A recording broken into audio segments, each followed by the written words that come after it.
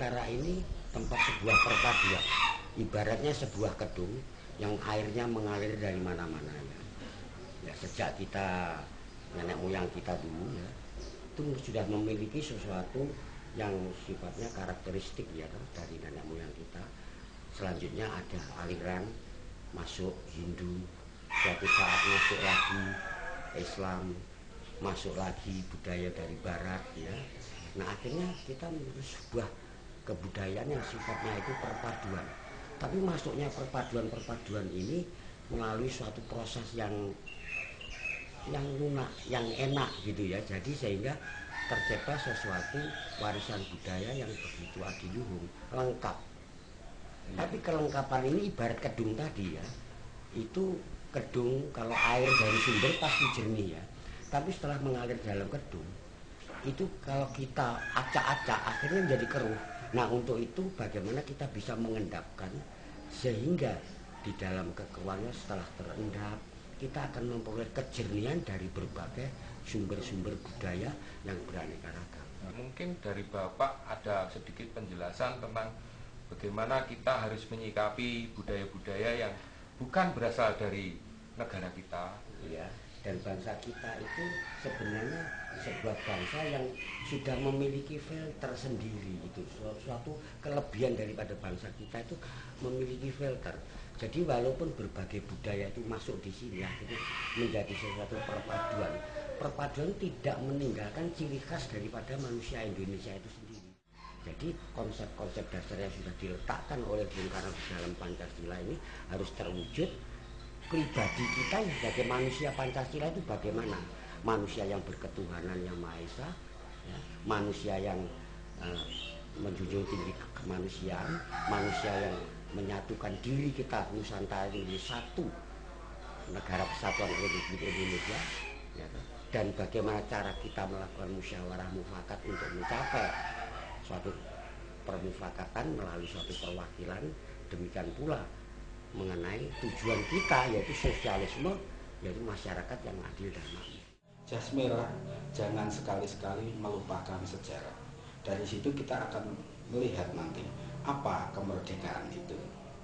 Bung Karno mengatakan kita merdeka itu secara singkat ya kemerdekaan politik. Itu dulu. Nah sekarang apakah merdeka? Ya sudah, buktinya kita sudah punya negara. Ada beberapa teman yang mengatakan oh, kita belum merdeka, oh ini belum tercapai, itu belum tercapai kok. Ya kalau itu cita-cita kemerdekaan itu akan kita capai sambil berproses. Nah berproses itu harus di dalam satu wadah yang merdeka. Itu artinya satu wadah negara kesatuan Republik Indonesia yang kedaulatan ada di tangan rakyat. Sebagaimana dulu pernah ditulis oleh Bung Karno ataupun disampaikan, diajarkan oleh Bung Karno kepada bangsa Indonesia. Buku yang berjudul Mencapai Indonesia Merdeka yang ditulis Bung Karno sekitar tahun 34 bulan Maret. Jadi ceritanya setelah Bung Karno keluar dari penjara Sukamiskin.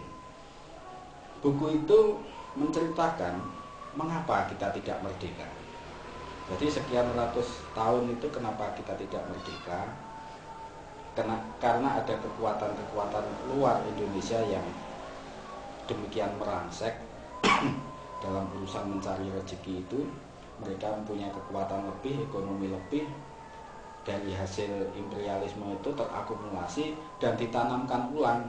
Nah itu mungkin saya kurang tertata ceritanya, tapi sekilas ceritanya seperti itu. Ada urusan luar negeri yang demikian perkembangannya pesat, menciptakan stelsel sistem menjajah sehingga Indonesia demikian terkungkung sekian lama. Menurut panjenengan makna kemerdekaan itu sebenarnya apa? Secara keilmuan kemerdekaan yang disampaikan oleh bapak kita, gitu, bapak bangsa kita, yang ini orang belum negara kita, mohon maaf ya, negara kita ini belum pernah mengakui bahwa cikal bakal bangsa kita ini adalah Bung Karno ini sebagai bapak bangsa kita. Gitu. Ini kemerdekaan itu hanya sebagai jembatan emas. Jembatan emas. Alangkah luar biasanya kalau jembatannya berasal dari emas, berarti kan angan-angan di sana lebih dari emas secara kebudayaan. Satu, kita ambil dari merah dan putih. Di dalam kebudayaan kita, merah itu kan simbol. Bukan hanya merah berarti berani. Merah itu simbol dari cikal bakal kita, bibit kawit kita yang berasal dari ibu. Kemudian putih, ini adalah bibit kawit kita dari ayah. Sehingga ketika kita menggunakan simbol merah dan putih, berarti kita menghormati pada bibit kawit adanya kita. Dengan demikian sebetulnya merah putih itu mestinya apakah hanya lambang negara Republik Indonesia? Tentu kan tidak, Mas. Berarti seluruh umat manusia yang ada di dunia ini bibit kawitnya dari merah dan putih. Saya kira itu luar biasa.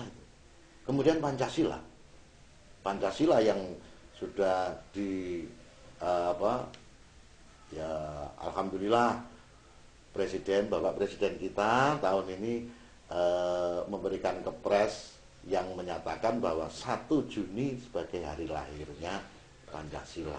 Ini juga sudah luar biasa perjuangan teman-teman, gitu, teman-teman kebudayaan terutama seniman budayawan itu yang memulai 1 Juni, terutama teman-teman Blitar ini, budayawan Blitar, mulai tahun 90-an kalau tidak salah, baru sekarang bisa merasakan rioyonya bahwa 1 Juni sebagai hari lahirnya Pancasila.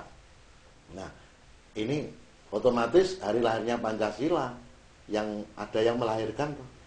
Yang melahirkan kan tentunya siapa? Yang melahirkan adalah Bung Karno. Melahirkan bangsa ini menjadi bangsa Indonesia, menjadikan negara kita menjadi merdeka, siapa lagi kalau bukan Bung Karno? Di dalam kebudayaan Jawa, kebudayaan kita, beliau inilah yang babat. Berarti beliau inilah cikal bakal bangsa Indonesia, cikal bakal negara Republik Indonesia. Sebetulnya kalau kita mau, sebetulnya mampu. Pernah kita coba atau pernah kita lakukan ya, bahwa dalam industri pesawat terbang ya, ternyata kita sebenarnya pernah mampu, ya kan? Pernah mampu. Ya. Tapi selanjutnya juga demikian pula di dalam bidang tentang motor, mobil dan sebagainya ya. Kita pun dari SMK kita itu banyak yang mampu ya. Tapi bagaimana tinggal nanti pemerintah untuk memfasilitasi supaya kemampuan itu bisa ditampung dan bisa dilaksanakan ya. Tapi ya tetap bagaimanapun juga kita tidak terlepas dari global ya. Jadi bagaimana mengupayakan sesuatu itu bermanfaat, juga bisa terjangkau ya. Kalau kita pun dapat membuat misalnya dengan harga yang misalnya jauh lebih mahal daripada kita membeli ya bagaimana ya, itu hubungannya masalah dengan ekonomi ya. Nah selanjutnya juga tentang saat ini kecerdasan daripada bangsa Indonesia sendiri teruji juga.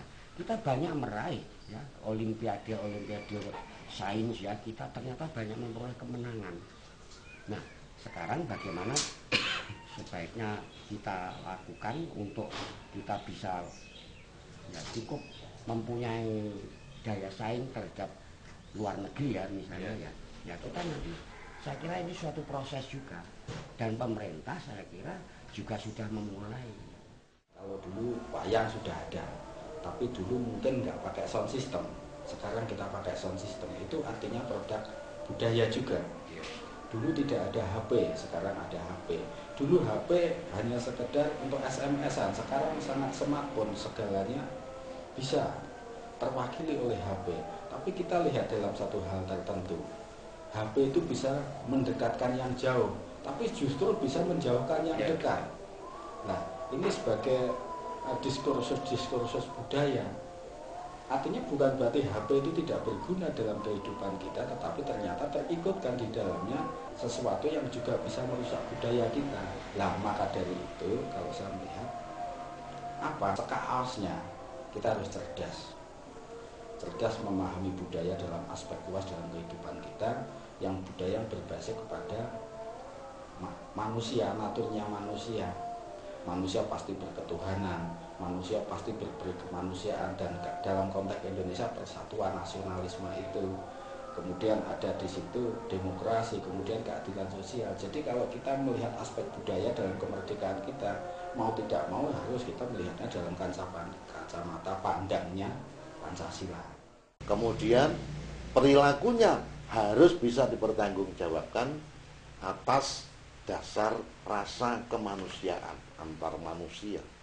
Nah, karena bisa dipertanggungjawabkan atas nama Tuhan dan manusia, tentunya ini harus dalam rangka menjadikan bangsa, menjadikan sebuah komunitas itu menjadi rukun. Di dalam budaya kita ada 5 rukun kalau menurut saya. Jadi rukun sajroning jiwa itu adalah rukun di mana kita menggali pada diri kita sendiri. Kemudian ada rukun tonggo jiwa di mana keluarga ini antara anak, istri, suami dan lain sebagainya ini bisa rukun. Kemudian rukun tonggo wismo, ya, di sekitar kita, lingkungan kita, rukun tonggo desa. Kemudian yang terakhir rukun tonggo negara. Ini bahasa rukun yang dipakai di dalam Pancasila kita pada persatuan Indonesia. Tentunya dasar perilaku yang bisa didasarkan atas ketuhanan yang Maha Esa dan kemanusiaan tadi harus bisa menciptakan sebuah kerukunan. Kerukunan bisa terakomodir, bisa terkondisikan jika kerukunan ini ada bentuk sebuah organisasi, sehingga harus ada keterwakilan. Semuanya itu demi kepentingan masyarakat semuanya. 5 sila. Ya, 5 sila. Apakah ini sudah bukan merupakan sebuah ajaran yang simple tapi luar biasa untuk diterjemahkan? Apakah itu hanya untuk bangsa Indonesia? Saya yakin secara pribadi tidak hanya untuk bangsa Indonesia, tetapi ini bisa dipakai untuk seluruh dunia. Makanya Bung Karno pernah mengatakan kita bangun dunia dengan Pancasila. Ya, kalau nggak salah seperti itu. Ya, berikutnya dari kemerdekaan yang sudah 71 tahun ini ada beberapa hal yang dari kacamata kebudayaan ini bisa kita introspeksi lah begitu ya. Yeah. Kalau kita mau koreksi sepertinya introspeksi, karena itu juga berkaitan dengan diri kita sendiri. Ajaran bapak kita, bapak bangsa kita, Bung Karno, ada trilogi. Berdaulat di bidang politik, berdikari di bidang ekonomi, dan berkepribadian dalam kebudayaan. Dari kacamata saya, Mas, ya, bukan dari kacamata saya. Saya melihat kedaulatan ini kita sudah iya, bahkan mungkin sudah, maaf begini, ya toh. Kemudian ekonomi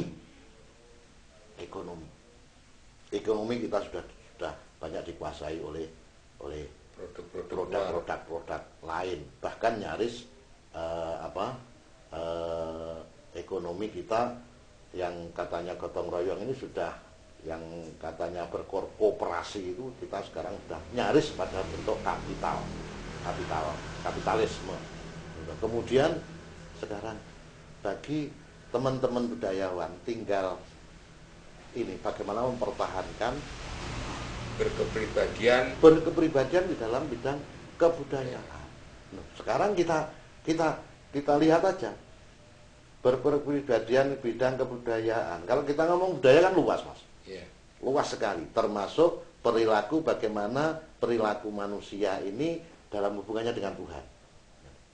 Indonesia ini sudah nyaris dengan adanya perilaku-perilaku yang kalau tidak sama dengan saya, berarti bukan saya, bukan kelompok saya. Yeah. Padahal kunci kita, jadi dasarnya bangsa Indonesia itu bukan agama, tetapi adalah ketuhanan. Dengan demikian Indonesia adalah negara religiositas, bukan negara agama. Kalau negara agama, tentunya Jakarta Charter pada saat itu yang digodok oleh panitia 9 yang juga Bung Karno juga masuk di dalamnya, ini bisa diterima oleh PPKI pada saat itu. Terbukti PPKI sebagai funding father atau sebagai cikal bakalnya menyepakati untuk apa? Untuk persatuan Indonesianya ini. Sehingga 7 kata dilepas. Sehingga berarti Indonesia bukan berdasarkan tentang agama, tetapi Indonesia berdasarkan pada religiositas, pada ketuhanan yang Maha Esa. Jangan tinggalkan sejarah. Satu, ini sebetulnya di dalam budaya kita selalu menghormati leluhur. Gitu. Leluhur. Karena adanya kita, seperti yang saya sampaikan tadi, merah dan putih tadi, adanya kita adalah terus. Jadi merah, ibu, ayah bersatu melahirkan kita dan pasangan kita bersatu melahirkan, dan seterusnya seperti itu. Nah, ajaran kita sangat menghormati leluhur. Makanya sebetulnya kita juga sedikit prihatin bahwa kadang-kadang generasi kita, anak-anak kita ini sudah melupakan leluhur, sok mengatakan wah katrok itu gitu. Kemudian itu kuno, desa dan lain sebagainya. Ini kan bahasa-bahasa yang sebetulnya melemahkan penghormatan kita kepada leluhur kita. Kalau kita ada tanpa ada leluhur, apa ada kita? Indonesia merdeka tanpa leluhur kita, Bung Karno, Bung Hatta dan rekan-rekan seperjuangannya, apa ada? Saya mohon maaf kalau memang nanti didengarkan oleh Pak Presiden ya. Saya mohon maaf bahwa sebagai rakyat, Bapak Presiden, Bapak saya yang ada di Indonesia ketika Bapak maaf saya merinding ini nyekar ke makam George Washington gitu. Seyogyanya Bapak 17 ini pada tahun ini, pada saat malam 17-an ini, seyogyanya nyekarlah pada leluhur kita, cikal bakal negara Republik Indonesia ini, yakni Bung Karno ataupun Bung Hatta. Luar biasa. Ini agar keseimbangan alam kita bisa tercapai.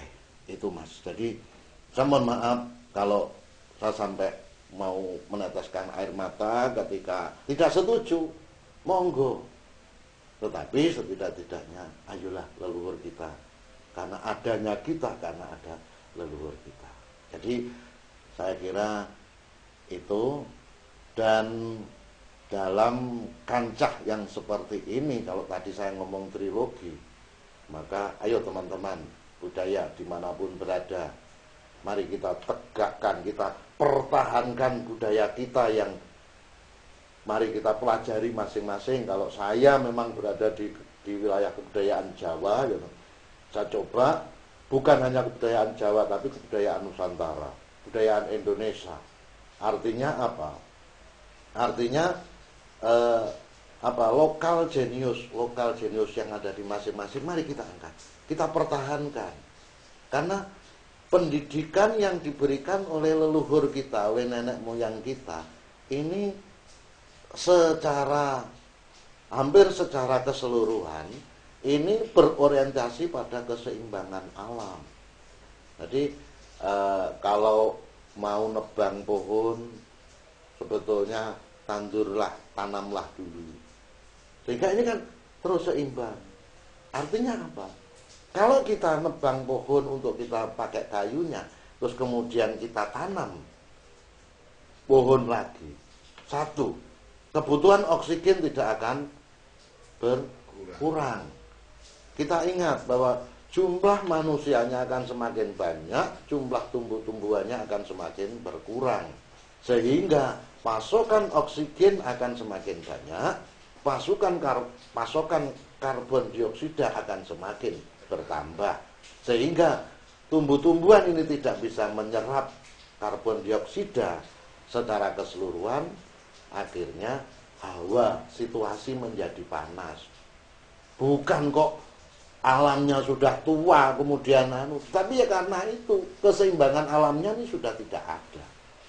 Jadi saya kira melalui media yang seperti ini, kalau memang bisa diterima, ayo kita giatkan bagaimana kita menghijaukan lingkungan kita, bagaimana kita menghargai makhluk Tuhan. Makhluk Tuhan kan bukan hanya kita, bukan hanya manusia.